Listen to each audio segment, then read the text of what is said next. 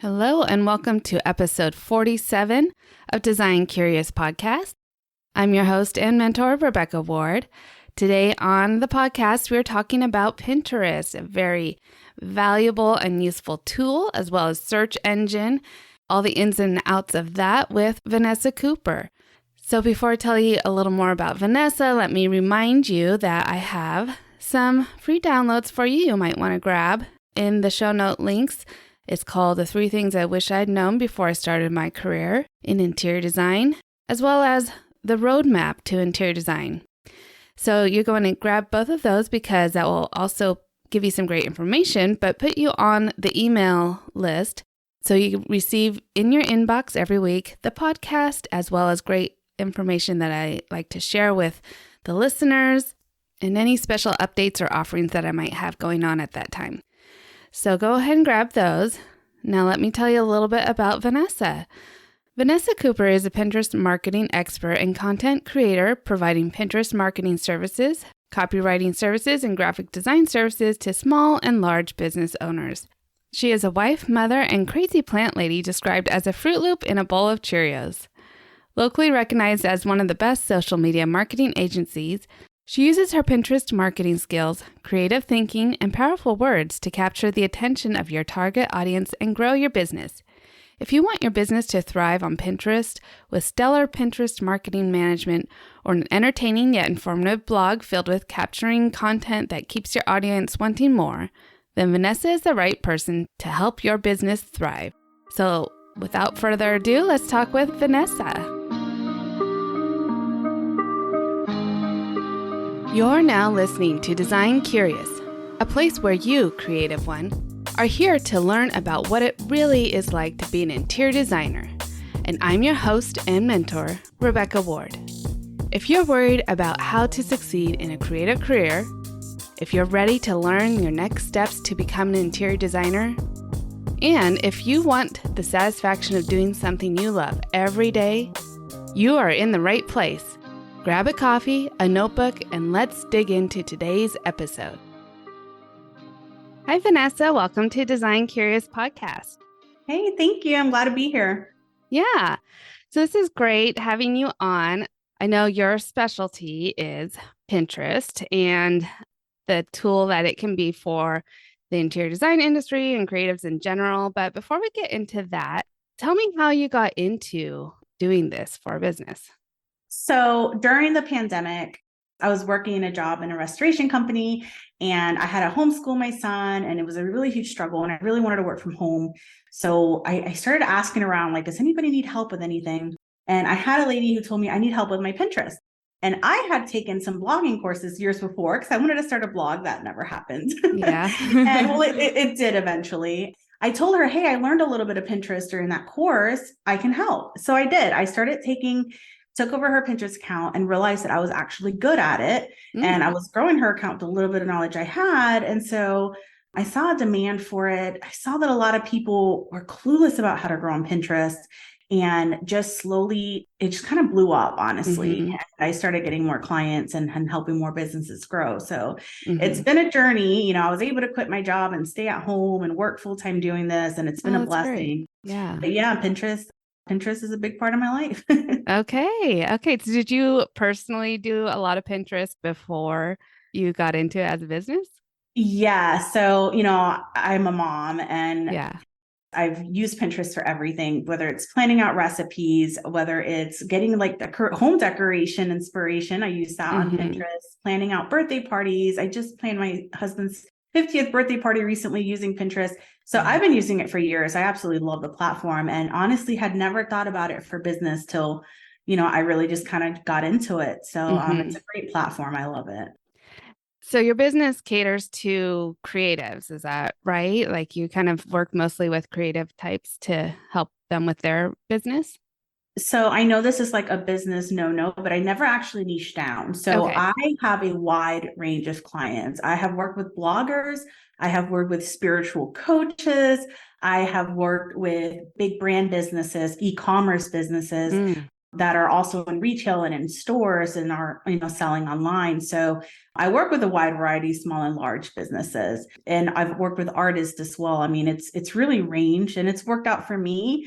But I've learned it's a wide range and it's different, but it's fun. I like working with all the different types of clients. Yeah. Okay, so then why would an interior designer want to do Pinterest and or like hire you to like really bolster their Pinterest presence over other social media platforms? So Pinterest, it gets added into the social media platform space, but it's really different. To me, it's not social media so much at all as it is a search engine. And Okay. so the way I describe it to people is that I say that if Google and Instagram had a baby, that baby would be Pinterest because it's a visual search engine. Uh-huh. And so the big difference is when you post on social media, the engagement, the traffic, the likes, the comments happens immediately, either that day or the next day. And then after a few days, it kind of dies down. And then it's your new post that's getting all the attention. And that old post just ends up at the bottom of your feed and it's not doing anything for you anymore. Pinterest is different in the sense that when you first pin on there, not much is happening with that pin right off the bat. But over time, it starts to build more likes, more engagement, and starts to bring you traffic that even a year or two later, that one pin that you pinned 2 years ago is still bringing you traffic. So it's a great platform for repurposing your social media content, but totally two different spaces, really, since it's more of a search engine. Yeah, I have found that to be true in the Pinterest pins that we put up from our portfolio. Like there's one in particular that keeps getting traction, and it's just a shower niche in the small, like guest bathroom shower. And it just keeps getting people ask questions about it like every couple of weeks. It just keeps getting repinned and stuff. It's like I was surprised about why that one pin would really gain traction, but it does show that like over the year, I mean, we posted that like 4 years ago. So it's like over the years, it's really still held strong. And so I can see why that is useful to use Pinterest in that way. Yeah, absolutely. It's great. And I love that things age well there because, we spend a lot of time in our content and we don't want our content time to go to waste, like 2 days later and no one's engaging. While on Pinterest, it can last for years. So it's just great. So what's the best game plan for them to have? Like, should they be posting their blog to Pinterest or their portfolio photos or all of the above? Or what kind of process do you take your clients through? If you're talking interior design and honestly any business, the very first thing you want to think about and hone in on and make sure you've got this down is making sure you know who your target audience is. Because it's a search engine, a big part of it, and I'll talk more about this, is making sure you have the right keywords and things like that in your Pinterest pins. So knowing who your target audience is and how they're using the platform is going to be really, really important as your first step to even start Pinterest marketing. What are they searching for? What do they like? What kind of boards might they have? Pinterest has all these different boards people organize. Are they looking for home decorating tips? Are they looking for, new furniture or renovation ideas or DIY projects? What are they into? That's the first thing that you want to look at. And then you want to provide valuable content for them that's important, whether that's a video of like a before and after project that you did, or just a video with some tips on interior design that you can offer them. And then pinning those out to your website are going to be how you do that. But that's really the first step, is knowing who they are and what they want so that you know what to even start providing them when it comes to content. So hopefully that answers that question. Yeah, really good. So like even the cover or the pin, like if you have text on it, like you're speaking to the client on what they want. Like if they're DIY, then you're like 3 tips to how to do this yourself, like design yourself or whatever, So yeah, that really makes sense. Get your messaging succinct with what, who your target client is. Yeah. So what are some other things that people can do with Pinterest to help their business?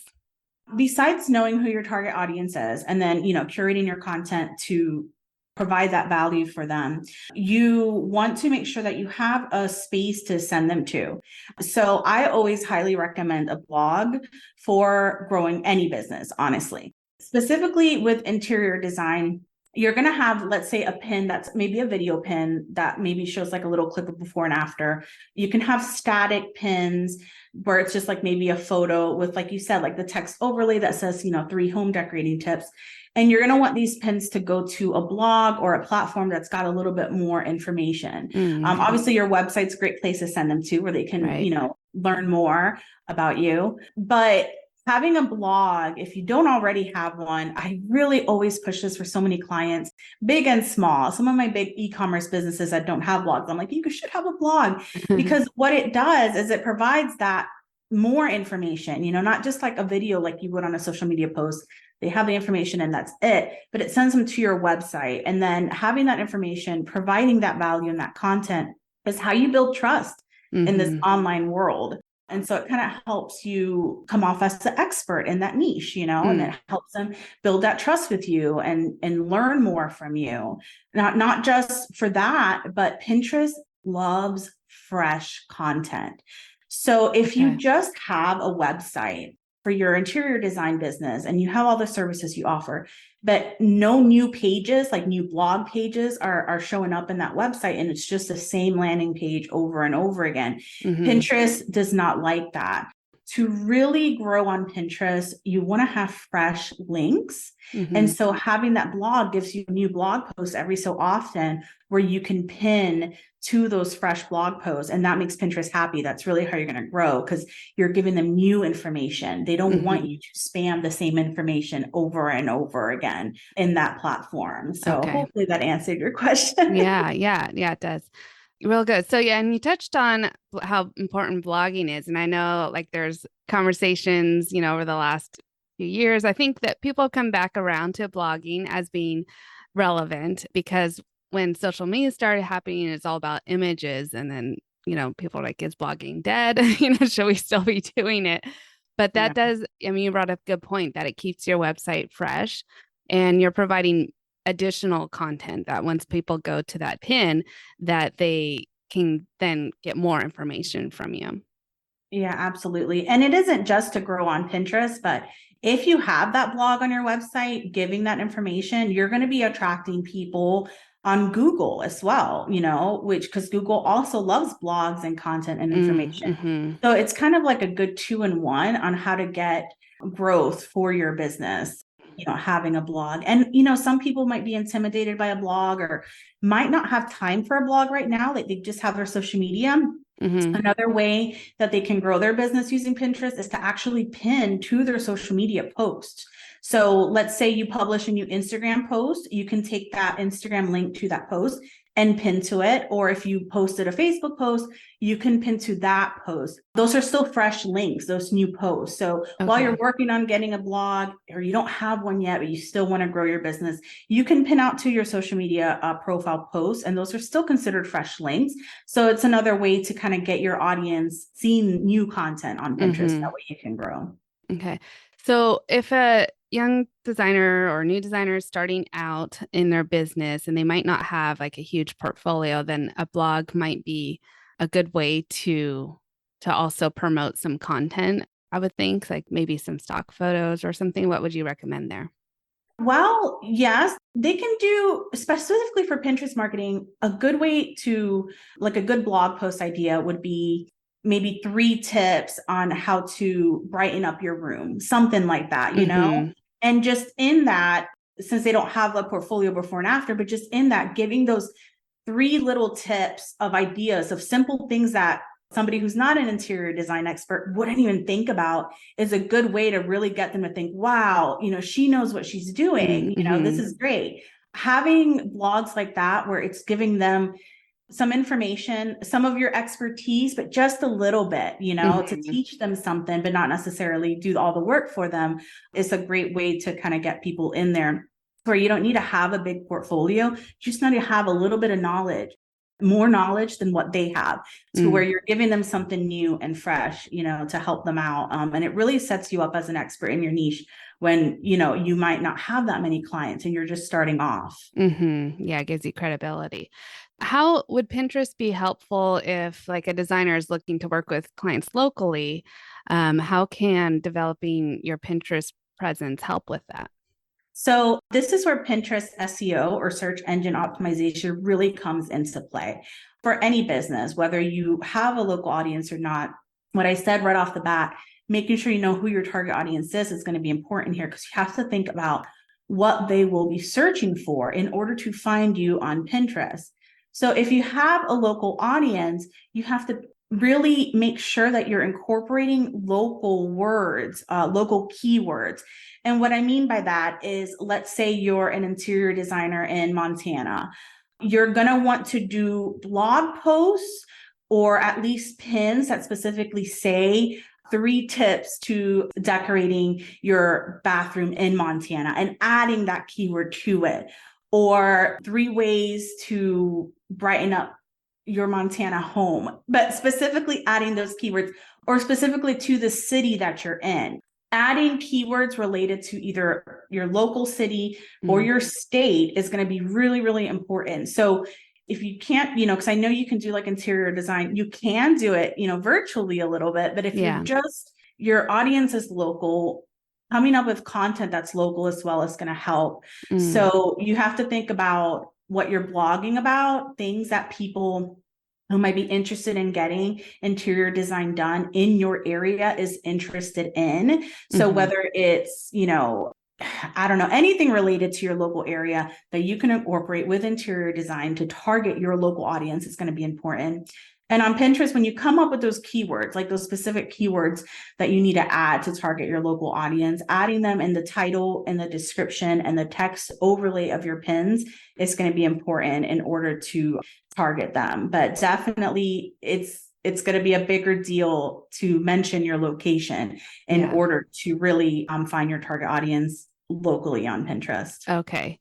Yeah. And is that something you should also include in your Pinterest bio, like your location and where you're working out? Yes. And that's actually a great question, because something else that you should do when you set up your Pinterest profile is incorporate keywords in your bio. Okay. So if you can add the keywords to your name, your actual profile name, when you search on Pinterest, profiles are searchable. So when you search up a word, profiles will actually come up as a result. And so which is really neat, because you can incorporate keywords in your profile name specifically to your area. And then you can incorporate those same keywords in your profile description specifically to your area. Then that way people can help find you. And when you set up your profile and you create boards for your profile, each board has a description as well and a title for them. So you always want to make sure you incorporate keywords in those titles and in those descriptions. And if you're locally based, one of the things that I always recommend is having a board for general things in your area. So I don't know, Montana travel tips or something like that, or places where you can talk about the area. And that way you start attracting people in your area, people who are looking for good local restaurants they want to check out, people who want to look at local parks to visit, because they live there and they're interested in those. People in Montana searching for things in your state are going to find your profile. And then whenever they think, hey, I want an interior designer, you might come to mind. So doing that is also a great way to really attract that local audience. That's really good advice. I haven't really heard all of that before. So can you give an example of what, if you're including keywords in your name on your profile on Pinterest, does it look weird if you're saying mid-century modern or boho chic designer, Rebecca Ward, whatever it is, Right. Well, when it comes to your name, because it's your name, you don't want it to be too keyword stuffed. And there's only so much length that you get for your name. Sure. And so me, for example, I have Vanessa Cooper, and then I do a little line to kind of separate it. Yeah. And then I do marketing and content creation. Pinterest doesn't allow me to add Pinterest as okay. to my name. So I just do marketing and content creation, because marketing itself, is search. Yeah. So that's what I would do. I would pick maybe the 2 best that sound okay with your name or your business name, so that it doesn't sound too funny. And then I would use the description, your profile description, to stuff it more with keywords, because almost nobody is going to find you by your profile and actually read your profile description. The profile description is going to be more for Pinterest's algorithm to find you and know what you're about. So that's really where you want to put all those extra keywords at. Yeah. So maybe it doesn't have to look as pretty as you're wanting it to. Like people are going to land there or be searching for the most beautiful bio. And, Exactly. Yes. No. Yeah. Yes. The bio is not, it's not that important. It's really just for Pinterest. So you don't have to think about it too much. And when you do type up your bio, do not add your website to it. That's just a waste of characters. Your website is going to be linked on the side by Pinterest for you already, and it's actually clickable. Any links that you add in your bio are not clickable anyways, so save that space for keywords instead. Okay, really good. And so then say you do have a portfolio that you're developing, should you pin every single photo from your website to to like a folder in Pinterest, like have a portfolio folder or something like that? I mean, you can definitely pin out your portfolio. Just always keep in mind that whatever you do pin, whatever image you pin, I would always edit it in some kind of template. I think it helps to have a little bit of text overlay, but anytime you do pin on Pinterest anyways, try different things, try pinning just a plain image of like a beautifully, designed home that you did. And then try pinning one same image, but with some text overlay, maybe in a little template, and see what your audience is reacting to more, what they're liking more, which one of those got more impressions, which one's got more clicks, more engagement. And then that way you kind of know what to pin and what not to pin. But if you have images, I'm always like pin it, because the more content you get, the better. And so definitely just pin it and see, let it bring your website traffic. Now don't pin to the same page too much, because Pinterest, has the spam filter and they don't want you just pinning too much to the same page. So use those images, but pin them to different links, different blog posts or social media posts, or just, different URLs. Okay. Good advice there. Like I said a second ago, I mentioned doing like video pins or adding the different images, some with text overlay, some without, to kind of test how your audience is engaging with it. That same advice I give to anyone starting out if they can't decide what type of pin to pin on Pinterest. Okay. Because there's a bunch of different pin types. There's idea pins, which are kind of like your Instagram reels for Pinterest -- stories, like you can swipe through them like an Instagram story, but you can watch a video like a reel. There's carousel pins, which is just like carousel posts on Pinterest. There's static, just plain image pins, and then there's video pins. So somebody might ask, like, what pin should I use, for my business to grow?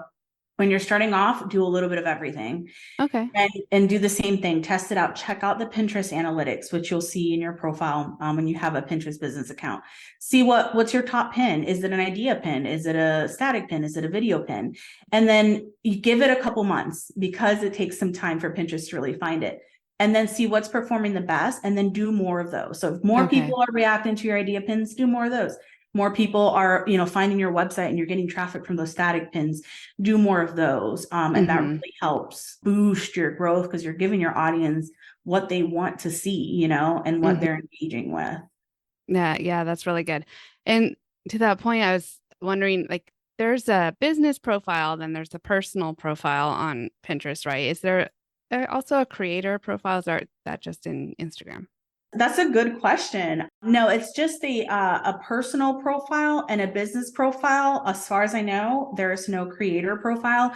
The Pinterest, they call almost everyone a creator that's got the Pinterest for Business account, because that's essentially what you're doing is you're creating, whether it's videos or images or something for the platform, since it's so visual. But yeah, and the big difference is really the analytics and the growth.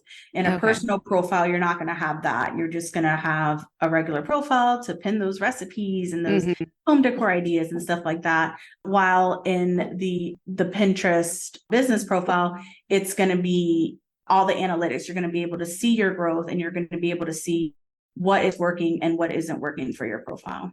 Okay, great. And then for creating those pins and text overlays, would you recommend Canva as a tool for creating those Pinterest? Yes, absolutely. Yeah. So I love Canva. Canva is my go-to. Honestly, I don't think I used too many other design ones before I just went to Canva, because it was so user-friendly, so easy to use. So I highly recommend Canva. There's a free account for it, and then there's a business one. So if you're wondering which one you need, you're perfectly fine just using the free. They've got stock photos, they've got audio, they've got video that you can use. You can animate the elements and the text overlay and all that and the images. So it makes creating videos so easy. And then the Pro just has like extra design features, which, you know, I love the Pro, but it's not 100% necessary to grow on Pinterest and create amazing pins. Canva also has it set up to where you don't even have to think about it. Like you can search your Pinterest pin and it'll bring up a Pinterest pin, the right size that you need it to be. You search Pinterest idea pin, it'll already have it ready, the right size that you need it to be. Because every different pin has different sizes that they need to be on Pinterest. So you want to make sure you're designing them correctly. And it also provides free templates that you can use in Canva. So you don't even have to be a design expert when it comes to like graphic design in order to create beautiful, stunning pins that'll work on Pinterest. Okay, great. Yeah, that's good to know. As far as the algorithm, is there a posting schedule that you would recommend? Should you be pinning every day or a couple times a week or? So I can't talk too much on a pinning schedule just because that's literally all my knowledge and information that I get hired for, but I can give you some advice. Okay. I can tell you that you want to pin at least once a day. And then I can tell you that you want to be careful not pinning to the same pin more than once a day. Because again, Pinterest has that spam filter. And so you don't want to overpin to the same page on your website because then Pinterest gets a little iffy about it. Like, okay, you already pinned to this. You do want to create multiple pins per link. And then you do want to kind of, you know, schedule them out in a particular way. You just want to make sure that you're not pinning multiple times a day to the same link and that you're at least pinning once a day. It'll really help your growth to pin at least once a day. Okay, great. So that's a service that you can provide people if they're wanting to outsource their Pinterest. Yes. They can come to you. Yes, absolutely. They can come to me and I am like, I will take over it all where you don't even have to think about it. You just have to sit back and wait for the traffic to flow in. I do all the graphic design, all the keyword research, pin title and descriptions, all the, you know, copywriting that's required with it and all the scheduling so that you don't have to worry about it at all or learn it yourself or try to figure it out because, you know, it changes, you know, and I think all these social media platforms change often. Their algorithm changes. The techniques you need to use change. So if you want that peace of mind and not deal with it, I'm here at your disposal to help manage your Pinterest account. Wonderful. Okay, well, we'll put your contact information in the show notes so everybody can find you. And anything else you want to share with our audience before we say goodbye? Yeah, I guess I'll say one last thing on Pinterest that I think everyone should know. When you do get started on Pinterest marketing, because it's the opposite of social media platforms and it takes time to get that engagement, you have to be patient. It takes months for those pins to start driving traffic, but don't give up because it's so worth every second that you spend on the platform. Just make sure that you're patient, use it to repurpose your social media content, and then just give it time because it will be worth the investment. And then you'll get some good traffic on it. Okay, that's really good to remember. Yeah, that patience is hard because you want to post something and you're like, okay, what's the analytics on it now? So, it's gonna work. And overnight. I do it too. And I know that I need to wait months and I still do it. So yeah. Oh, okay. Well, thank you so much, Vanessa, for coming on the show today. Of course. Oh, you're welcome. Thank you for having me. It was a pleasure. I love talking Pinterest. So anytime you want me back, I'll be here at your disposal. Perfect. I'm sure we will. So we'll talk to you soon. All righty. Thank you. Bye-bye. Bye.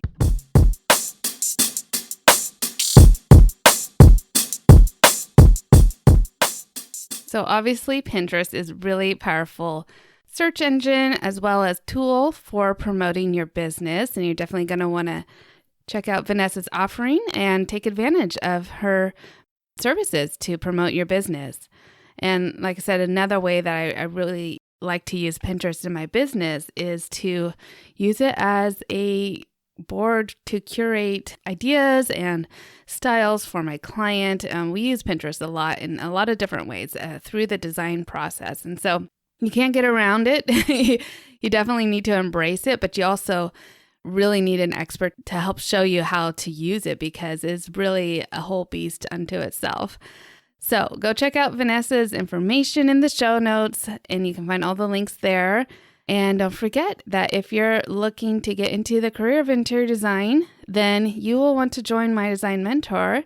Myself and other students like you are in there learning about the career, learning about what it is to be a designer, honing their skills. I give a lot of feedback. I even do a portfolio review or resume review.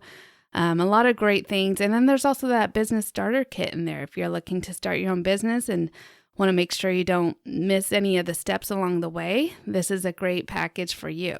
So check that out. I'd love to see you in there. And next week we'll have another great interview. So until then, stay creative. Thanks for listening. If you love this episode, please leave a rating and a review.